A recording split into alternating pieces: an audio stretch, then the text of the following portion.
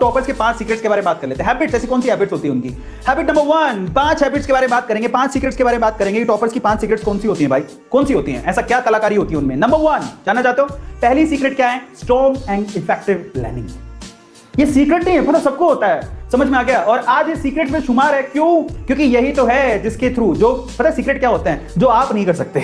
Secret क्या होता है जिस मतलब ये, अब मैं आपसे कहूंगा ये बहुत इंपॉर्टेंट है तो शायद आप कर लो, लेकिन जब नॉर्मली सुनते हैं यार टाइम टेबल बना लिया कर यार, टाइम टेबल से बना के पढ़ के ढंग से पढ़ाई किया कर यार, जब ऐसा बोलते तो किसी को यकीन नहीं होता। लेकिन आज मैं आपको बताता हूं एक्चुअल में टॉपर का पहला सीक्रेट है।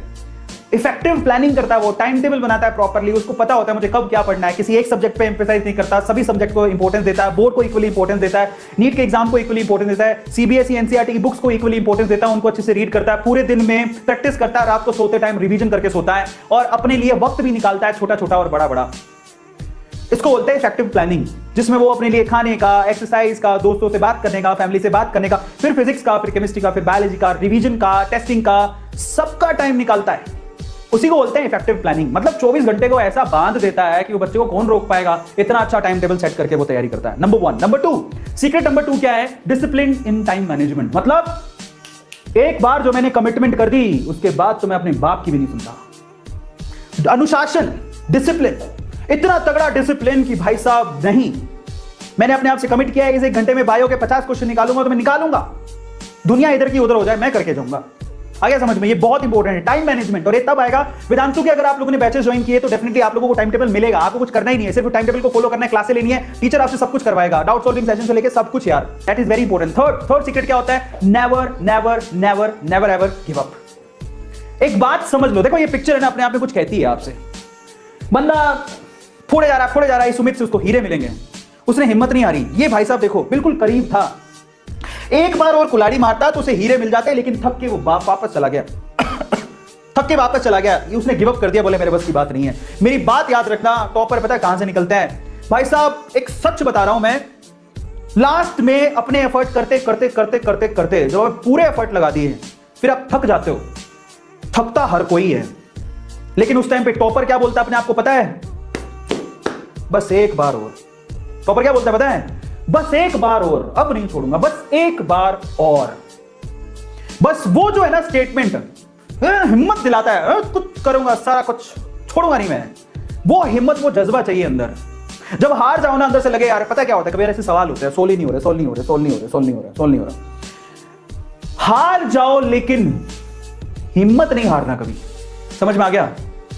बस याद रखना इस बात को, गिरते हैं सिपह सलार जंगे मैदानों में, जो उठ के खड़ा हो वही सिकंदर कहलाता है। याद रखना, बड़ी बात नहीं है, तुम गिरोगे, तुमसे सोल्व नहीं होगा, तुम थक जाओगे, लेकिन लास्ट में जो अपने आप को बोलता है एक बार और, भाई साहब उसको जिंदगी में कोई हरा नहीं सकता। सच बता रहा हूं मैं, जज्बे से बोल रहा हूं ये बात, एक बार और। मेरा तो एटीट्यूड ऐसा ही है, मैं सच बता रहा हूं, मैं हार नहीं मानूंगा, हार नहीं मानूंगा, रार नहीं ठानूंगा, करके दिखाऊंगा जो बोला है। समझ में आ गया? बस ऐसे एटीट्यूड के साथ हमें आगे बढ़ना है। थोड़ी सी हिम्मत और रखोगे, नीट में सिलेक्शन हो जाएगा, बट उसके लिए आपको प्रॉपर गाइडेंस चाहिए और वेदांतु आपके साथ है। Never never never ever give up. Number 4 secret की तरफ चलते हैं। Secret number 4, next later tomorrow, कोई मायने नहीं रखता मेरे लिए, now right now I will do that. यही मेरे लिए सबसे बड़ा क्या है? सबक।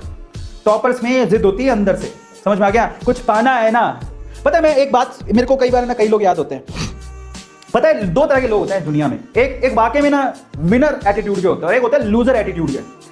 लूजर एटीट्यूड वालों को थाली में परोस के आप दे दो ना, बेटा ये तुम्हारे लिए है, ये तुम्हारी अपॉर्चुनिटी है, तुम्हें कुछ करना है, तुम छा जाओगे दुनिया पे, तुम्हें स्टार बनना है, तुम्हें कुछ करना है, मैं तुम्हारे साथ हूं, मैं तुम्हें हीरो बनाऊंगा। टीचर अक्सर बच्चों को बोलते हैं, उनको थाली में परोस के दिया जाता है, उनका खूब पैसा होता है, वो खर्च कर लेते हैं, ट्यूशन ज्वाइन कर लेते हैं, ऐसे ऐसे बच्चे मिलेंगे और ऐसे लोग भी बहुत सारे होते हैं। ये लो तुम्हारे लिए अपॉर्चुनिटी आई है, मैं तुम्हें हीरो बनाऊंगा। लेकिन जो लूजर मेंटेलिटी का होता है ना, उसे जिंदगी में कुछ और समझ ही नहीं आता, उसको समझ में आता है गिव अप करना। अपन के तो बस की बात ही नहीं है। लोगों को ना लूजर मेंटेलिटी के लोगों को बोले कि ना लो ये तुम्हारे लिए अपॉर्चुनिटी है।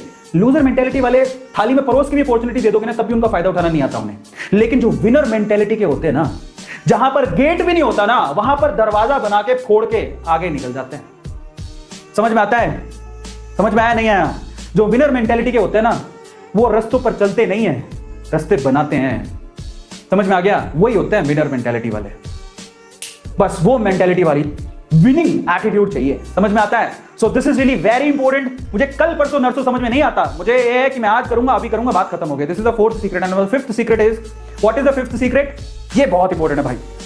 पढ़ाई करो, रिवाइज करो, यही साइकिल रिपीट करते रहो, पढ़ाई करो, रिवाइज करो, रिपीट करो, पढ़ाई करो, रिवाइज करो, रिपीट करो, रीड करना, उसकी प्रैक्टिस करना और उसको रिवीजन करना, ये साइकिल एक टॉपर के लिए सबसे इंपॉर्टेंट साइकिल होती है।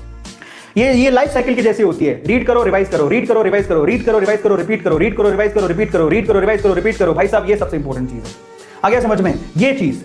और रिवीजन इज द की भाई साहब, revision is the key, revision is the key. और मैं आपको फिर से बोल रहा हूं, एक बात याद रखना, मेंटेलिटी बदलने की सबसे पहली जरूरत है, एटीट्यूड बदलने का सबसे पहली जरूरत है। कई लोगों को कोई फर्क नहीं पड़ता, दुनिया जाए भाड़ में, लेकिन याद रखना लूजर मेंटेलिटी का होने की जरूरत ही नहीं है। ऐसा कोई आ रहा है थाली परोस के अपॉर्चुनिटी दे रहा है, फिर भी आप लोग नहीं ले रहे हो, तो आप लूजर मेंटेलिटी के हो। आप लोग याद रखना, हमें बनना है विनर मेंटेलिटी का। हमें सोचनी है दूर की, हमें सोचनी है कि भैया जिंदगी एक ही मिली है और मुझे कामयाब होना है, सक्सेसफुल होना है, मुझे आगे बढ़ना है any how. In that case जो अपॉर्चुनिटी रास्ते में आएगी मैं उसे गेन करूंगा, उसे सीखूंगा और उसके मुकाबले काम करके आगे बढ़ने का मादा रखता हूं और करूंगा।